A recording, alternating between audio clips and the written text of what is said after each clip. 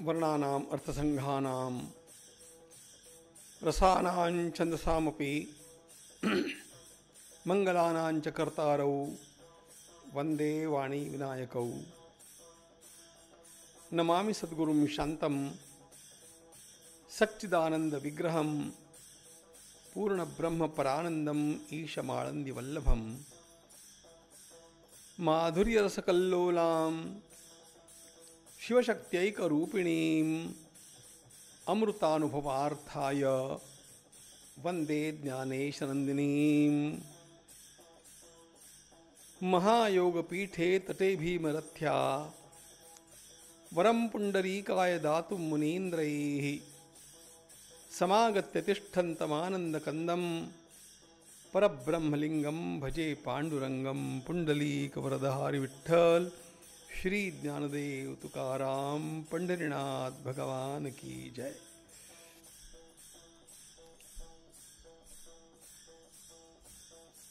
आज माझ्याकरता किती आनंदाचा क्षण आहे,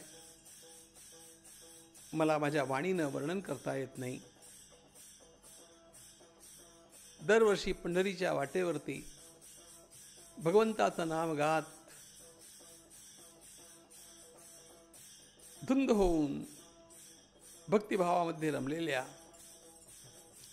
वारकरी बंधू भगिनींच्या सह मला आज हा आभासी संवाद साधता येतोय, याचा मला एकीकडनं आनंद होत असला तरी पण दुसरीकडनं मन दुखावलेलं आहे, ही गोष्ट खरी आहे।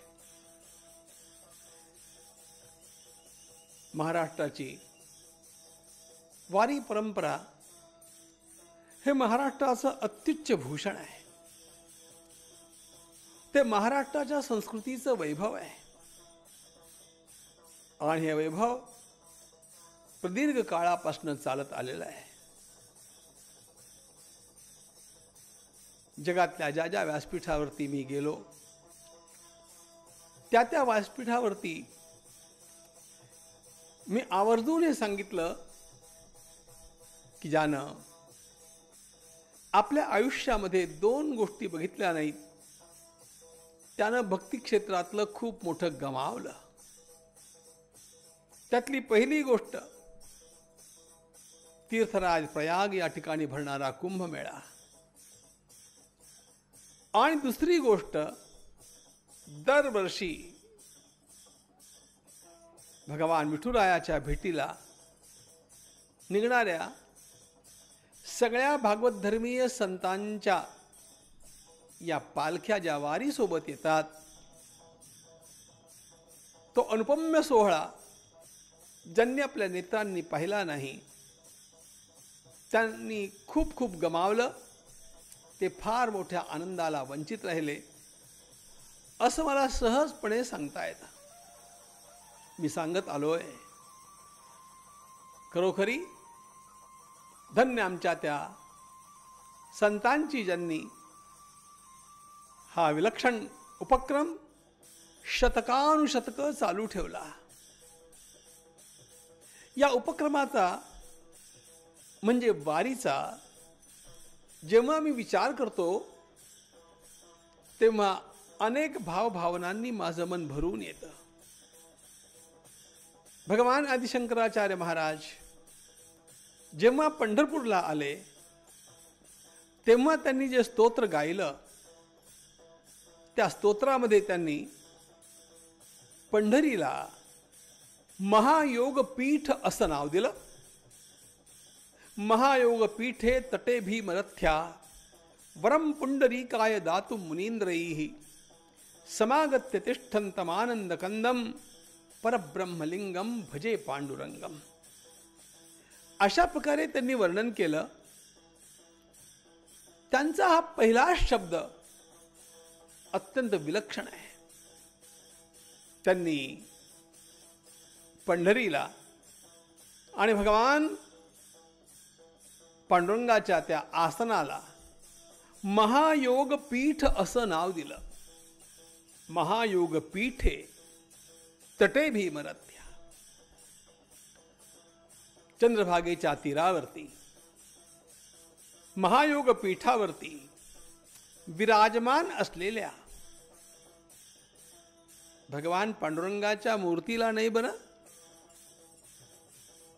तिथे साक्षात ते हे ब्रह्मविटेवरी उभे चंद्रभागे तिरी, साक्षात परब्रह्म त्या ठिकाणी विराजमान. अशा प्रकारची आमच्या संतांची भावना ज्या त्या दिव्य स्थानाबद्दल आहे, त्याला भगवान आदिशंकराचार्य महाराज महायोग पीठ असं म्हणतात. लहानपणी जेव्हा हे स्तोत्र आम्ही गात असू तेव्हा ते गायचं म्हणून गात असू, पण पुढे पुढे जेव्हा मी त्याचा विचार करू लागलो तेव्हा या एका शब्दामध्ये किती मोठा आशय भरलेला आहे हे जाणवून मन स्तंभित व्हायला लागलं. यामध्ये योग शब्द आहे. योग म्हणजे जोडणं, युज टू जॉईन, युजिर योगे. दोन वस्तूंना जिथे जोडलं जातं तेव्हा त्याला योग म्हणतात. योगाची व्याख्या ही जीवात्मा आणि परमात्मा यांचं जोडलं जाणं म्हणजे योग, असा योग शब्दाचा अर्थ आहे. किंवा संस्कृत भाषेमध्ये बेरीज याला योग असं म्हणतात. 2 अधिक 2 यांची बेरीज काय, ती 4 होते. संस्कृत भाषेमध्ये 2 अधिक 2 यांचा योग 4 म्हणजे केवळ जोडणं नाही तर एकमेकांच्या मध्ये मिसळून जाणं. 2 आणि 2 एकमेकांच्या मध्ये मिसळतात तेव्हा 4 होतात. भगवान आदिशंकराचार्यांनी हा योग शब्द वापरला जोडणं या अर्थी, मिसळणं या अर्थी, म्हणजे समरसता या अर्थी. हे जे जोडलं जाणं आहे ना, हे असाधारण जोडलं जाणं आहे. माणसाशी माणूस जोडला जाणं ही गोष्ट आज किती दुरापास्त होत चाललेली आहे हे सगळं जग अनुभवत आहे. तसं आपण विज्ञान युगामध्ये आहोत आणि प्रत्येकी आपण हे ऐकत असतो की विज्ञानानं जग फार जवळ आणलं, अख्खं जग एका खोलीमध्ये सामावलं. आणि ही गोष्ट सत्य आहे. आपण एका खोलीमध्ये कॉम्प्युटर घेऊन बसलो की सगळ्या जगाशी आपला संपर्क येतो. जगामध्ये कुठे काय चाललं ते आपल्याला त्या कॉम्प्युटरच्या माध्यमातून कळतं. बंधूंनो, हे सगळं खरं आहे. सगळं जग या विज्ञानानं एका खोलीत आणलं ही गोष्ट सत्य आहे. एका घरात आणलं ही गोष्ट सत्य आहे. पण एका घरातली माणसं एकमेकांना दुरावली हेही फार मोठं सत्य आहे. आणि हे फार विलक्षण सत्य आहे. आपण घराघरातनं जे कलह बघता, मतभेद बघता, पटत नाही.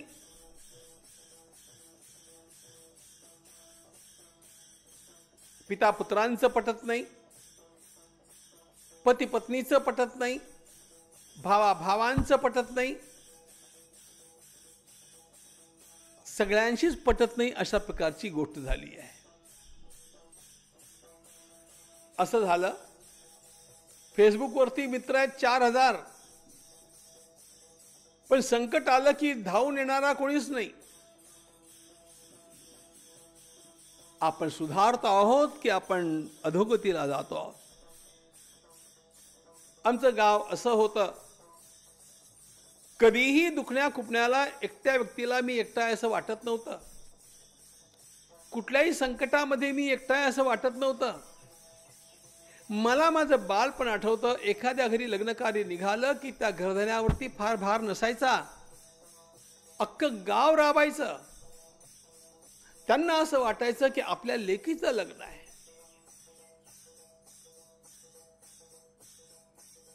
एखाद्या घरी अडचण आली, संकट आलं, सगळे लोक धावून यायचे शेजार पाजारचे.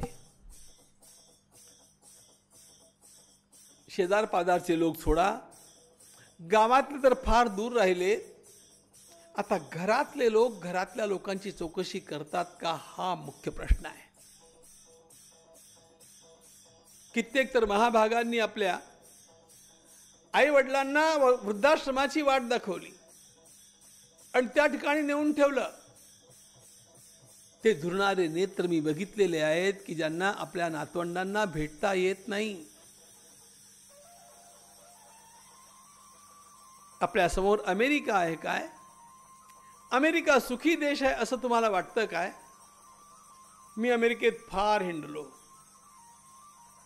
पण मी अमेरिकेतले वृद्धाश्रमही पाहिले आणि त्या वृद्धाश्रमातनं मी जे पाहिलं ते केवळ भयान आहे. खाण्यापिण्याची व्यवस्था असते हो, औषध पाण्याची व्यवस्था असते हो, पण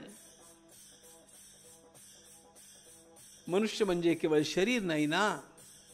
देहाला अन्न पाणी पुरतं, औषध पाणी पुरतं, पण या मनाला भावनांचा ओलावा लागतो.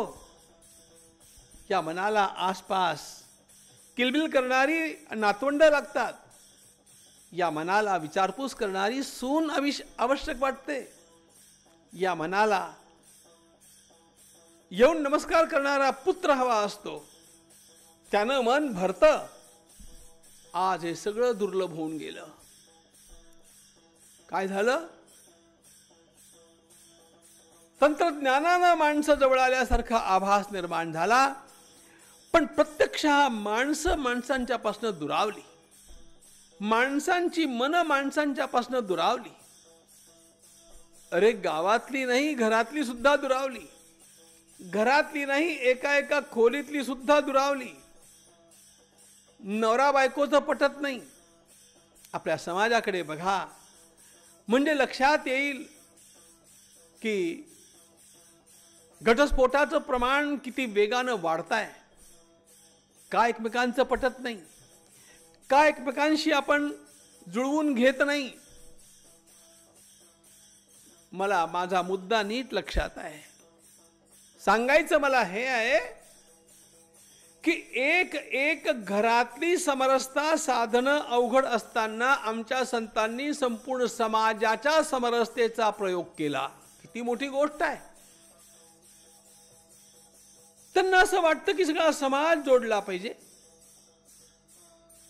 आणि तो समाज जोडण्याचं केंद्र या महाराष्ट्राच्या संस्कृतीला जे गवसलं, तो चंद्रभागेच्या तीरावरती उभा असलेला आमचा विठुराया त्याच्या चरणांशी गवसला. वेड्यासारखा हा महाराष्ट्र पिढ्यानपिढ्या शतकानुशतक संतांच्या पालख्या घेऊन देवाचं नाव गात दरवर्षी निघतो. कुठल्या जिल्ह्यातनं निघतो? कुठल्या जिल्ह्यातला भाविक पंढरपूरला पोचत नाही सांगा? कुठल्या जातीतनं निघतो? कुठल्या जातीतला भाविक पंढरपूरला पोचत नाही सांगा? कुठल्या संप्रदायाचा भाविक पंढरपूरला पोचत नाही सांगा? आर्थिक स्तर आम्ही निर्माण केले. अरे श्रीमंतातला श्रीमंत त्या ठिकाणी पोचतो आणि गरीबातला गरीबही त्या ठिकाणी पोचतो. आणि तो विठुराया विटेवरती उभा राहून या रे लहान थोर सगळ्यांना बोलावत असतो, साद घालत असतो असं त्यांना वाटतं. म्हणून संतांच्या पालख्या घेऊन निघतात. निघणारे हे लोक एकमेकांच्या मध्ये विठ्ठल बघतात. या सर्वांना बांधणारा धागा कुठला आहे? आम्ही कोणाचे आहोत? आम्ही पंढरीचे वारकरी आहोत. आम्ही भगवान पांडुरंगाचे आहोत. आम्ही ज्ञानोबा तुकारामांचे आहोत. सर्वांच्या मनामध्ये हा भाव. एका एका परिवाराला सुद्धा सावरणं आपल्याला कठीण होत असताना या विज्ञान युगामध्ये अवघ्या समाजाला सावरणारी ही वारी, या अख्ख्या समाजाला समरस करून सोडणारी ही वारी, हे अत्यंत मोठा चमत्कार आहे. बरं, हे निघालेले लोक यांना काय सोयी नाहीत? अरे सगळ्या सोयी बाजूला ठेवून चिखल तुडवत हा वारकरी पंढरपूरकडे निघतो. मुलं सांगत असतात, बाबा गाडी आहे, तुम्ही गाडीनं जा. पण तो श्रद्धावान पायी निघतो. पाऊले चालती पंढरीची वाट, धन्य ती पावलं. रस्त्यामध्ये सोय कोण करतो? आता मला सांगा, या वारीनं समाज किती जोडला. रस्त्यामध्ये लोक स्वागत करण्याकरता उभे असतात. येणाऱ्या लोकांच्या भोजनाची सोय करतात, त्यांच्या निवासाची व्यवस्था करतात. एका रात्रीची व्यवस्था असते. अख्खं गाव चालत जणू काही येतं, एक रात्र मुक्काम करतं आणि पहाटच्या वेळेला पुन्हा पुढल्या गावाकडे निघतं. अख्खा महाराष्ट्र जोडला गेला की नाही बोला? महाराष्ट्रातल्या भिन्न भिन्न स्थानाहून निघणाऱ्या या संतांच्या पालख्या जेव्हा पंढरीकडे वाटचाल करतात, तेव्हा त्या दिवसांच्या मध्ये, त्या 15 दिवसांच्या मध्ये, 18 दिवसांच्या मध्ये, महिन्याभरामध्ये, कारण भिन्न भिन्न पालख्यांना भिन्न भिन्न वेळ लागतो, पण महाराष्ट्राचा कॉन्शियसनेस, या महाराष्ट्राचं सामाजिक मन एका विचारानं ओथंबून भरलेलं असतं, आणि ते म्हणजे हे वारीचे दिवस आहे. हे पांडुरंगाकडे भेटीला जाण्याचे दिवस आहे. आणि स्थानास्थानाहून ही सगळी मंडळी जी निघतात, ती आपल्यासोबत संतांच्या पालख्या घेऊन निघतात. कुठल्या कुठल्या जातीचे संत असतात होय? संतांची कधी जात बघायची नसते. संतांचा उल्लेख जातीनं करायचाही नसतो. पण विज्ञानाचं खूळ ज्यांना भेडसावत आहे, अशा लोकांच्या करता सांगतो, आमचे संत सेना न्हावी नापित समाजातले, सावता माळी समाजातले, गोरोबा काका, आम्ही तर काकाच म्हणतो, पण ते कुंभार समाजातले, आमचे चोखा मेळा, हे तर ज्यांना लोक अस्पृश्य समजतात अशा समाजातले, सगळ्या संतांच्या भिन्न भिन्न जाती असतील. संतांच्या जाती बोलत राहू नये. सेना न्हावी, गोरा कुंभार हे असल्यावर बोलू नये. आम्ही तर सेना काका म्हणतो, गोरोबा काका म्हणतो, असंच म्हणावं. आत्ता जे मी बोललो ते केवळ संतांनी साधलेली समरसता कशा प्रकारची आहे हे लक्षात आणून देण्याकरता बोललो. 18 पगड जातीचे संत, 18 पगड जातीचा समाज, भिन्न भिन्न आर्थिक स्तर असलेला हा समाज, नवे नवे भिन्न भिन्न संप्रदाय असलेला हा समाज. खरं म्हणजे आमचे पैठणचे नाथ मुळात दत्त संप्रदायाचे बरं का. पंढरपूरला येणारी वारीमध्ये एक पालखी सज्जनगडहून येते. समर्थ रामदास स्वामी भगवान श्री रामांचे भक्त ना. गमतीची गोष्ट अशी की पंढरपूरचा हा मेळा हा एका संप्रदायाचा मेळा नाहीये, हा सर्व संप्रदायांचा मेळा आहे. एका थोर सत्पुरुषाकडनं मी हिंदुत्वाची व्याख्या ऐकली होती. त्यांनी सांगितलं, हिंदुत्व हा काही एक धर्म नाहीये. धर्म तर आपल्याकडे वैदिकच असतो, पण त्यानं म्हटलं की Hinduism is not a religion, it's a federation of all religions. सगळ्या संप्रदायांना एकत्वाच्या धाग्यामध्ये गुंफून टाकणारी अत्यंत विलक्षण प्रक्रिया म्हणजे हिंदुत्व आहे. आणि तेच आपणाला या वारीमध्ये पण दिसतं.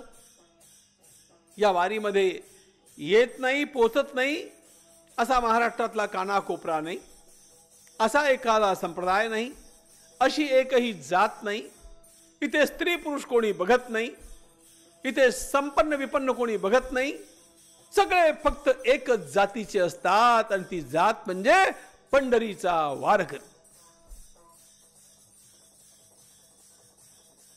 हा समरसतेचा अचाट प्रयोग आहे, हा समरसतेचा विराट प्रयोग आहे. आणि समरसता म्हणजे योग. म्हणून भगवान आदिशंकराचार्यांनी जे म्हटलं, महायोग पीठे, नुसता योग नव्हे, हा महायोग, इतका मोठा योग एकट्यानं आपल्या जीवनामध्ये साधायचा तो योग असतो, पण संपूर्ण समाजाला घेऊन साधायचा तो महायोग असतो. या वारीनं हा महायोग साधला. आणि ही समरसता शिकवण्याकरता दरवर्षी या संतांच्या पालख्या निघतात. खरं सांगू का, माझ्या मनात तर एकच विचार सारखा सारखा येतो. आमची पंढरीची वारी हे चालतं बोलतं विद्यापीठ आहे. It's mobile university. And what it teaches the oneness of the society, not just of the society, but of the whole world. कारण भगवान आदिशंकराचार्यांचा आणि महाराष्ट्रातल्या सगळ्या संतांचा जो दार्शनिक तत्वज्ञानाचा विचार आहे, तो विचार हा अद्वैताचा आहे. विष्णुमय जग वैष्णवांचा धर्म. विष्णुमय जग. कुठे आहे तो विष्णू? वैकुंठात आहे. पंढरपुरात आहे. अयोध्येत आहे. पण तो माझ्या समोर पण आहे. जगाच्या अणुरेणूमध्ये तो भरला आहे. आणि म्हणून बाहेरनं आम्ही भिन्न भिन्न भाषा बोलणारे असलो, भिन्न भिन्न संप्रदायाचे असलो, भिन्न भिन्न जाती समाजामध्ये जन्माला आलेले असलो, भिन्न भिन्न कुलाचारांचे जरी असलो, तरी अंतरंगातनं आम्ही एक आहोत. अशा प्रकारचा भाव पुस्तकातनं शिकवणं नाही, लोकांच्या आचरणामध्ये बिंबवून टाकणं, याची प्रक्रिया म्हणजे वारी. आणि म्हणून मी वारीला अ मोबाईल युनिव्हर्सिटी म्हणतो. दरवर्षी ही आमची प्रक्रिया 15 दिवसांच्या करता चालते, 18 दिवसांच्या करता चालते, सुमारे महिनाभराकरता चालते. आणि आषाढी एकादशीलाही संपूर्ण वारी पंढरपूरला जाऊन विसावते दशमीला. आणि त्या ठिकाणी जो काही उत्सव होतो तो अद्भुत असतो. पंढरपूरच्या वारकऱ्यांची एक विशेषता आणखी आहे बरं का. पंढरीचा वारकरी विठोबाकडे काही मागायला जात नाही, काही मागत नाही. तो फक्त विठुरायाच्या भेटी करता जातो. आणि काय करतो? त्या चंद्रभागेच्या तीरावरती विठ्ठलाचं नाव घेत ना, खेळू मांडियेला वाळवंटा काठी, नाचती वैष्णव भाई रे. त्या भक्ती नृत्यामध्ये कोण कुणाची जात बघतो, कोण कुणाचा समाज बघतो. सगळ्यांचं मन तल्लीन झालेलं असतं विठुरायाच्या भक्तीशी, भक्तिभावाशी. याला म्हणतात समरसता. ही मन एकमेकांच्या मध्ये मिसळली पाहिजे. ही मन एकमेकांच्या मध्ये मिसळण्याकरता अशा प्रकारची प्रक्रिया दरवर्षी झाली पाहिजे. आणि ती कानाकोपऱ्यातनं झाली पाहिजे. इतका मोठा सामाजिक समरसतेचा प्रयोग अख्ख्या जगामध्ये कुठेही झाला नाही. आणि म्हणून मला नेहमी असं वाटतं, बहु असोत सुंदर संपन्न की महा, प्रिय अमुचा एक महाराष्ट्र देश. इथल्या संतांनी जे घडवलं ते घडवणं फार अवघड आहे. आणि हे जे घडलं ना, या घडण्यामध्ये बाहेरचे भेद आपोआप गळून पडतात. अरे, महाराच्या पोराला उन्हामध्ये ते तडफडतंय बघून सोहळ्यातल्या नाथांनी जाऊन पटकन उचललं आणि आणलं. त्यांना त्याचा विटाळ नाही वाटला, कारण त्यांना ठाऊक आहे ते पोर नाहीये. त्या पोराच्या रूपानं माझा रामलला, माझा विठुराया, तो त्या ठिकाणी तडफडतोय. काही लोकांना श्राद्धाकरता तयार केलेला स्वयंपाक त्याचा सुगंध आला आणि तो फार आवडला, भावला, म्हणाला. नाथांनी त्यांना घरात बोलवलं आणि सांगितलं, बसा जेवायला.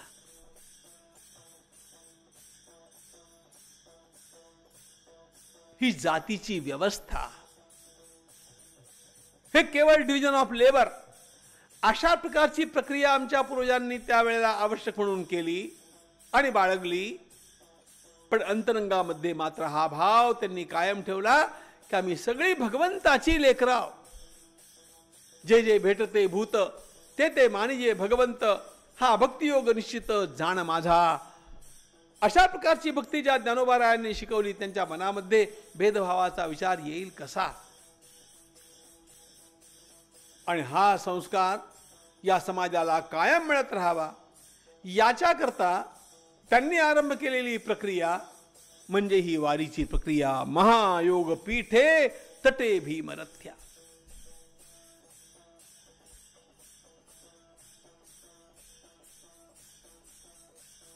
दुःखाची गोष्ट आहे, जगावरती ओढवलेल्या या भीषण संकटामध्ये गेल्या वर्षापासून ज्याप्रमाणे अनेक चांगल्या गोष्टी बंद पडल्या, त्या बाधित झाल्या, प्रतिबंधित झाल्या, त्याप्रमाणे हा वारीचा अत्यंत मोठा महोत्सवही बाधित झाला, प्रतिबंधित झाला. शासनानं आवश्यक त्या काळजीच्या रूपानं जे काही प्रतिबंध लादले ते गेल्या वर्षी निदान काही प्रमाणात ठीक होते अशी माझी धारणा आहे. पण यंदा थोड्याशा प्रमाणात का होईना त्यामध्ये सूट मिळायला हवी होती अशी माझी वैयक्तिक धारणा आहेच. पण एक गोष्ट होते मित्रांनो, शासन तरी काय करेल. आपल्या लोकांचा उत्साह इतका अनावर होतो की थोडीशी सूट दिली की त्यातनं किती गर्दी होईल आणि त्या गर्दीतनं आणखी काय काय घडेल.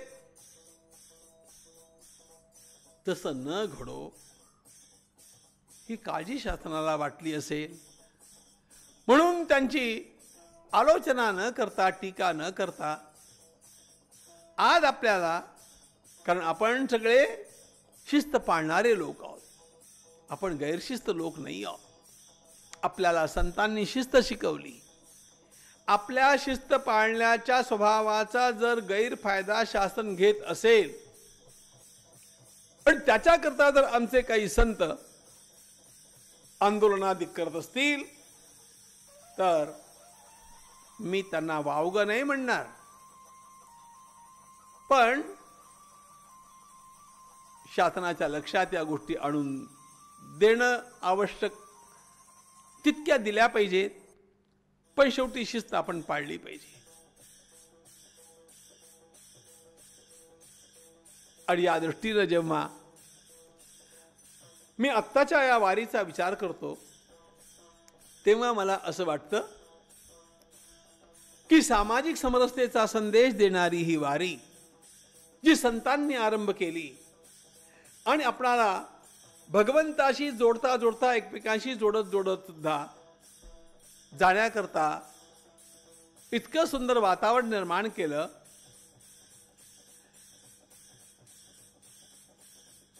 या वारीच्या दिवसामध्ये काय करावं? भाविकांचं मन घरात लागत नाही. माझ्या परिचयाचे लोक आहेत, पंढरपूरला जाता येत नाही, वारी करता येत नाही, याच्याकरता ते रडतात. आणि ते स्वाभाविक आहे, कारण पंढरपूरला पांडुरंगाची मूर्ती आहे असं कधीच लोकांना वाटलं नाही बरं का. शिकल्यामुळे हुकलेल्या काही लोकांना तसं वाटत असेल तर वाटू द्या, पण अस्सल भाविक वारकऱ्याला मात्र त्या ठिकाणी साक्षात आपला विठुराया दिसतो. मी किती आयाबाया बघितल्या त्या पंढरपुराच्या प्रांगणामध्ये, नुसतं दुरून दर्शन घेऊन त्यांच्या नेत्रातनं चंद्रभागा वाहते. जवळ गेल्या तर त्या आपल्या विठुरायाला दृष्ट लागू नये याकरता बोट आपल्या मस्तकावरती मोडतात, त्याची दृष्ट काढतात, त्याच्याशी बोलतात, संवाद साधतात आणि त्यांना त्याची अनुभूती पण येते.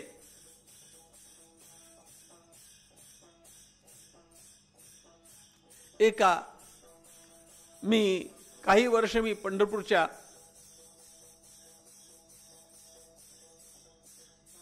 विठ्ठल रुक्मिणी मंदिरामध्ये विश्वस्त म्हणून सेवा करत होतो. तिथे आलेल्या एका आंधळ्या भाविकाला मी विचारलं, तो दोन्ही डोळ्यांनी अंध होता, त्याला काही कळत नव्हतं. मी त्याला विचारलं, अरे बाबा, तसंही तुला दिसत नाही, इतके धक्केबुक्के खाऊन, इतका वेळ उभा राहून ताटकळून आता तुम्ही या ठिकाणी आलात, त्याची काय आवश्यकता होती? तसे तुम्हाला दिसत नाही. त्यानं दिलेलं उत्तर ऐकून मी चक्रावून गेलो बरं का. त्यानं म्हटलं, महाराज, मला देव दिसतो की नाही हा भाग वेगळा आहे, पण मी तर देवाला दिसतो ना. तो माझी वाट पाहिल म्हणून मी हाजरी लावण्याकरता आलो.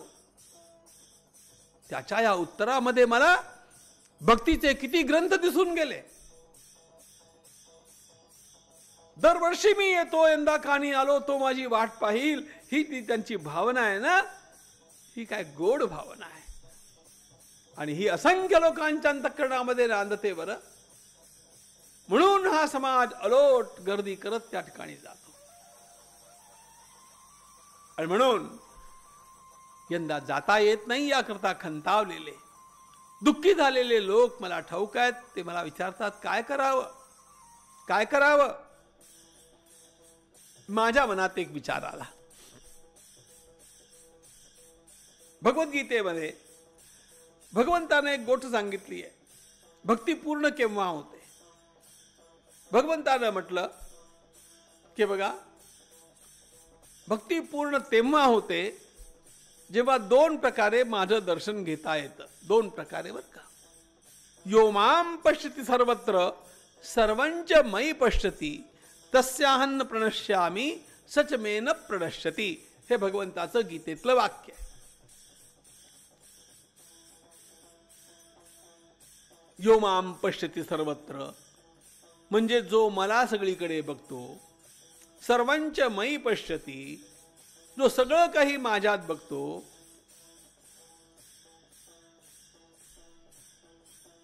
त्याला भक्ती कळली.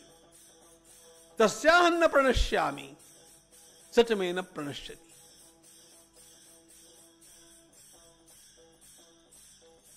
खरी भक्ती करण्याकरता या दोन्ही गोष्टी आवश्यक आहेत.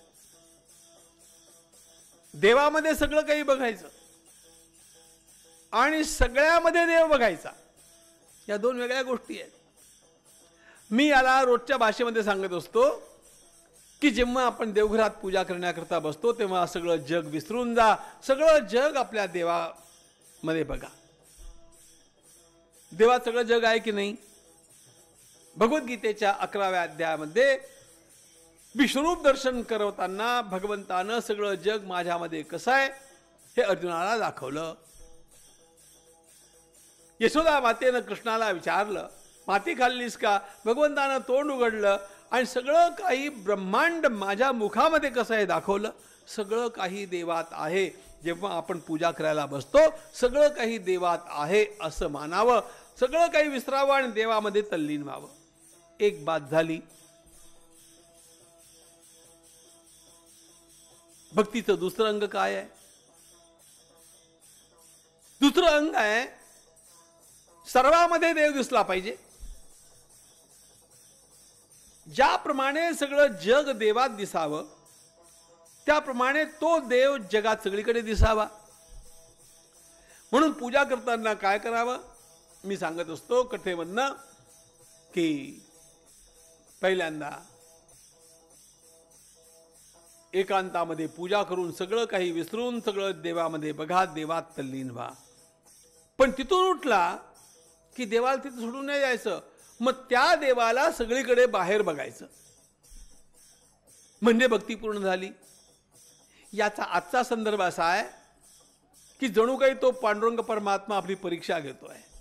दरवर्षी तुम्ही इथे येत गेलात, 15-20 दिवस घरदार विसरला, शेतीवाडी विसरला, नोकरी व्यवसाय विसरला, व्यापार उदीम विसरला आणि विठ्ठल विठ्ठल करत या ठिकाणी आला. सगळं काही माझ्यामध्ये पाहत गेलात. फार छान गोष्ट. आता काय केलं पाहिजे? आता तुम्ही ज्या ठिकाणी आहात तिथे मला बघायला शिका. सर्वंच मयि पश्यती, फार चांगलं केलं. आता योमाम पश्यती सर्वत्र, सगळीकडे मला बघायला शिका. वासुदेव सर्वमिती याचा अर्थ तुम्ही जिथे आहात तिथे पांडुरंग नाहीये का हा विचार करा. जिथे आहात तिथे देव नाहीये का हा विचार करा. तुम्ही एक तर गोष्ट गिरवलीत, पक्की केलीत, पण आता दुसरी पण गोष्ट पक्की करणं आवश्यक आहे. पहिला धडा संपला, दुसरा धडा हा आहे. पहिला धडा होता जे काही आहे ते सगळं पांडुरंगामध्ये बघायचं, पंढरीला जायचं. दुसरा धडा असा आहे आता माझ्या गावातच मला पांडुरंग बघता आला पाहिजे आणि मला माझी वारी माझ्या स्थानिक गावामध्ये करता आली पाहिजे.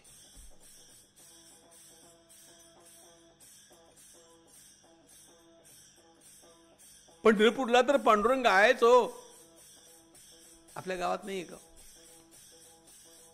यंदा त्या विठुरायाची अशी इच्छा दिसते की आपण त्याला आपल्या गावात बघावं आणि आपली ही वारी जी आहे ना ही गावातल्या गावात करावी. कशी करावी माझी कल्पना सांगतो, त्यातलं जे पटेल ते ग्रहण करा. प्रत्येक गावामध्ये वारीला जाणारी मंडळी आहेत, वारीला न जाणारी पण वारीला जाणाऱ्या लोकांची सेवा करणारी मंडळी पण आहेत. अशी भाविक मंडळी प्रत्येक गावात आहेत. आपल्याला असं नाही का करता येणार की आपण एक स्थानिक वारी मंडळ बनवावं या वर्षापुरतं स्थानिक वारी मंडळ बनवावं आणि गावातल्या गावात वारी करावी. कशी करावी माझ्या मनातली कल्पना सांगतो.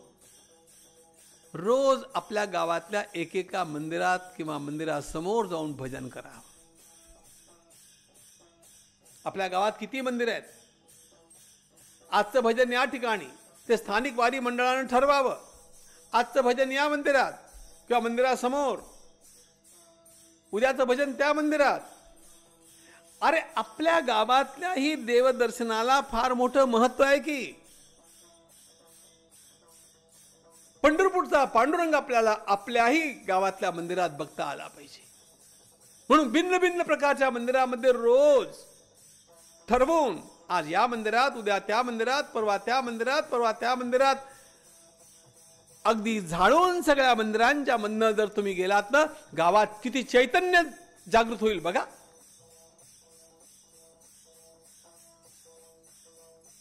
भिन्न भिन्न मंदिरांच्या मधनं जाऊन आपण या वारीचा भजनानंद घ्यावा. बरं तिथे काय भजन करावं? हरिपाठ करावा. आणखी काही भजनं म्हणावीत.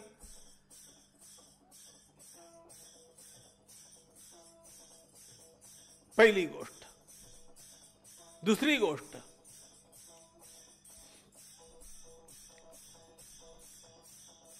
प्रत्येक गावातनं एक आणखी उपक्रम राबवावा. ज्याप्रमाणे मंदिरांच्या मधनं भजन करावं वेगळ्या वेगळ्या, त्याप्रमाणे एक गोष्ट करता येईल का बघा. सीमेवरती लढणाऱ्या सैनिकांच्या करता आपण श्रद्धा ठेवतो. या कोरोनाच्या महामारीमध्ये जे सैनिक लढत गेलेत, कल्पना करा मित्रांनो, गेल्या वर्षभरामध्ये 1200 पेक्षा अधिक डॉक्टर आपल्या देशात, डॉक्टर, आणखी किती नर्सेस, किती पोलीस, किती सफाई कामगार या कोरोनाग्रस्त लोकांची सेवा करताना गेले. कोरोनाग्रस्त लोकांची सेवा करताना ज्यानं आपले प्राण गमावले असतील, अशा प्रकारच्या व्यक्तीच्या घरासमोर जाऊन फक्त श्रद्धांजली म्हणून त्या ठिकाणी पसायदानाचा पाठ केला, कृतज्ञता म्हणून. हा डॉक्टर कोरोनाग्रस्त लोकांची सेवा करता करता गेला. सीमेवरती लढणाऱ्या सैनिकांना ज्या प्रकारचा हौतात्म्य आपण बहाल करतो, तशा प्रकारचे हे हुतात्म्य आहेत. त्यातनं सामाजिक कृतज्ञतेची जाणीव निर्माण होईल आणि तुमच्यावरचं, त्या डॉक्टरांचं आणि त्या कोरोना सैनिकांचं आपल्यावरती जे नैतिक ऋण आहे, त्या ऋणातनं आपण काही भाग उतराई. तिसरी पण एक गोष्ट करता येईल. स्थानिक वारी मंडळानं हे नक्की करावं. या कोरोनामध्ये अनेकांनी आपले प्राण का गमावले बोला. ऑक्सिजन करत करत लोक गेलेत. तुम्ही बघितलं असेल ना, बातम्या वाचल्या असतील ना. ऑक्सिजन देणाऱ्या या झाडांची आपण कशा प्रकारे कत्तल केली आठवा.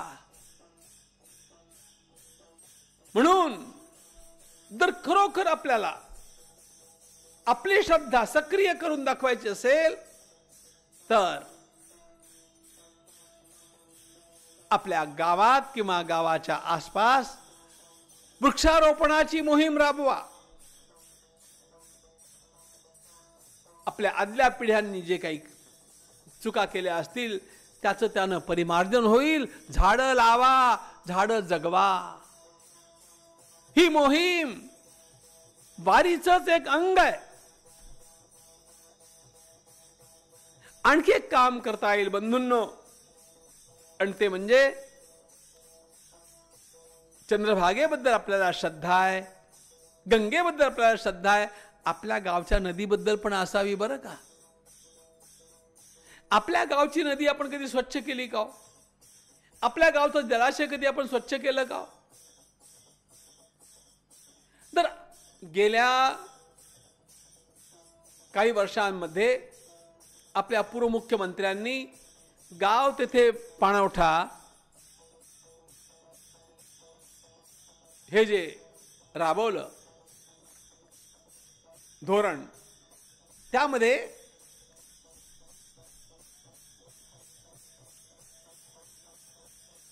कित्येक युवकांनी नद्या, आपापल्या क्षेत्रातल्या नद्या स्वच्छ करण्याची मोहीम हाती घेतली. नद्यांच्या मधला गाळ त्यांनी काढला आणि खळाळून नद्या वाहू लागल्या. हे त्यांनी पाहिलं. नद्या असतील, तलाव असतील, शिवार तेथे जलाशय, तळ, त्या तळ्यांची स्वच्छता कोण करणार? स्वच्छतेच्या अभावी शुद्ध पाण्याला आपण मुकत गेलो. आपल्याला नाही का करता येणार बोला. आणि पाचवी गोष्ट, शक्य असेल तर एक काम अवश्य करा. या 15 दिवसातनं एकदा तरी सेवावस्थीमध्ये सामुदायिक सत्यनारायण करायचं. आपल्या ज्या सेवावस्थी आहेत त्यांच्यामध्ये सामुदायिक सत्यनारायणाचं आयोजन जर करता आलं, त्याचा खर्च आपण लोकांनी करायचा आणि पूजे करता त्या बांधवांना बसवायचं की ज्यांना आपल्या घरी सत्यनारायण करण्याची ऐपत नाही, त्यांना भगवंताची प्रतिमा भेट द्यायची. मी हे सांगत नाही मित्रांनो, 25 वर्षापूर्वी मी महाराष्ट्रामध्ये अनेक ठिकाणी हा उपक्रम केला. बिडकीनला केला, पैठणला केला, भिल्ल वस्त्यांच्या मधनं केला. या सेवा वस्त्यांच्या मधनं मी स्वतः सार्वजनिक सत्यनारायणाचे प्रयोग केले आणि त्यांना अपार आनंद आला. सत्यनारायणाची व्यवस्था आपण करू, त्यांना पूजेला बसू, तीर्थप्रसादा करता आपण जाऊ, तर त्यातनं समाज आपोआप जोडला जातो. अरे रामानं हे काम केलं. गोंड भिल्ल संतार ऋषी मुनी वानर सगळ्यांना रामानं जोडलं म्हणून राम महान झाले. असे तू हिमाचल त्यांचं नाव जे दुमदुमलं ते त्यांनी हे जे जोडण्याचं काम केलं समाजाच्या विभिन्न अंगांना, त्यांच्यामुळे आपणालाही हे करता आलं पाहिजे. मी 5 गोष्टी सांगितलेल्या आहेत, त्याच्यातनं आपोआप मी नक्की सांगतो पंढरपूरला जाऊन आल्याचा जो काही आनंद असेल तो आणि त्याच्यासह जे पुण्य असेल ते सगळं आपल्याला आपल्या गावी मिळेल. स्थानिक वारी मंडळ गावातल्या भिन्न भिन्न मंदिरांच्या मधनं क्रमाक्रमानं एक एक दिवस भजन हरिपाठ, पहिली गोष्ट. दुसरी गोष्ट, कोरोना सैनिकाच्या घरी त्याच्या घरासमोर जाऊन फक्त पसायदान म्हणून त्यांना कृतज्ञतेनं श्रद्धांजलीचं अभिवादन करणं. तिसरी गोष्ट, वृक्षारोपण करणं. चौथी गोष्ट, आपल्या गावाच्या जलाशयाची शुद्धता, स्वच्छता. आणि 5वी गोष्ट, सेवावस्थींच्या मधनं सार्वजनिक सत्यनारायणाचं आयोजन. इतकं केलं तर खरं सांगू का, विठ्ठल विठ्ठल करणाऱ्या करता देव पांडुरंग आला नाही बरं का पंढरपूरला. आपल्या आईवडिलांची सेवा करणाऱ्या पुंडलिका भेटी परब्रह्म आलेगा. तुम्ही तुमच्या गावच्या लोकांची सेवा या 5 माध्यमांच्या मधनं केली तर पंढरपूरचा पांडुरंग तुमच्या गावी येऊन तुमच्यावरती कृपा केल्याशिवाय राहणार नाही. तसं घडो तुमच्या आणि माझ्या जीवनामध्ये. हीच खरी खुरी आपली वारी आहे. पुंडलिक वरदा हरिविठ्ठल श्री ज्ञानदेव तुकाराम पंढरीनाथ भगवान.